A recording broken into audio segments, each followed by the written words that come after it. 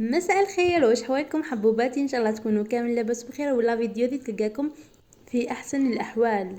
اليوم جيت معكم بوصفه بنينه بزاف بزاف بزاف وتجي خفيفه على الكيف. نبداو بسم الله. اليوم حندير معكم كيش ساهل ما في حتى حاجه، 4 صدر دجاج والسلق. هذا ما كان باش نحشيوه. نبداو بسم الله. عندي 125 غرام تاع زبده تكون بحراره المطبخ، عندي 250 غرام تاع فرينه، عندي عظمه، عندي فلفل كحل حمار، ملح وشويه ثوم والتوابل تاع الدجاج. التوابل هذو اختياريين، اللي تحب تحط اللي تحب ما تحطش، ومن الافضل حطوا خير باه تجيكم العجينه بنينه. انا درتهم في الاشوار باه نسهل عليا العمليه دقيقه، واللي تحب دير بيدها ثاني مليحه.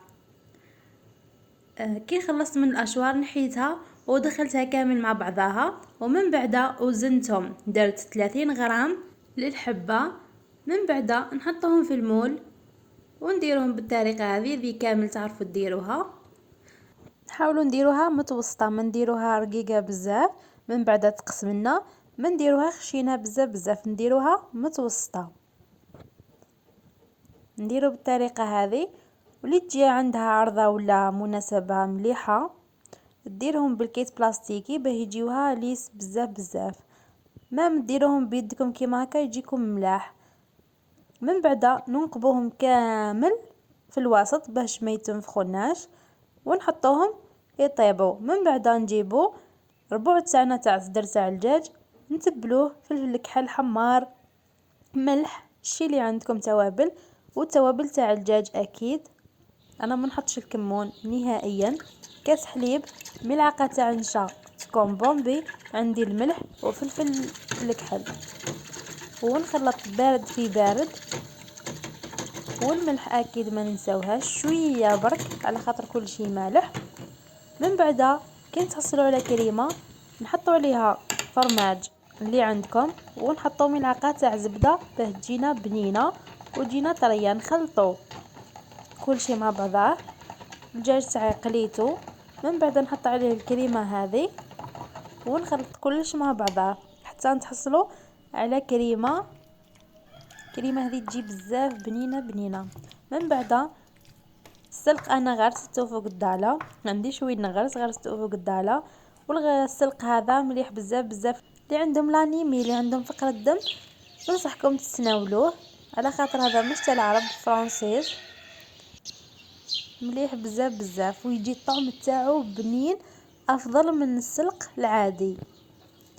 نحتاجو نص حبه طماطم، ملعقه تاع طماطم مصبره تكون شويه صغيره، توابل، ونخليهم يطيب على نار قليله حتى يطيب خلاص خلاص. من بعد ما يطيبوا لي كي يبردوا خلاص خلاص وحدهم يطيروا، ماشي هما سخانون نتوما تجريو تنحيوهم يطيحوا يتكسروا لكم كامل. هذه هي النتيجه اللي تحصلت عليها. من بعد نحشيهم بالصلصه هذيك اللي مخلطه بالصدر تاع الدجاج والسلق. هاي النتيجه بعد ما طاب. ومن بعد نرشوا عليهم الفرماج رابي اللي عندكم، انا درت شيدار، ونحطوا عليهم زيتونه على كل حبه ونحطوهم يطيبوا غير من فوق.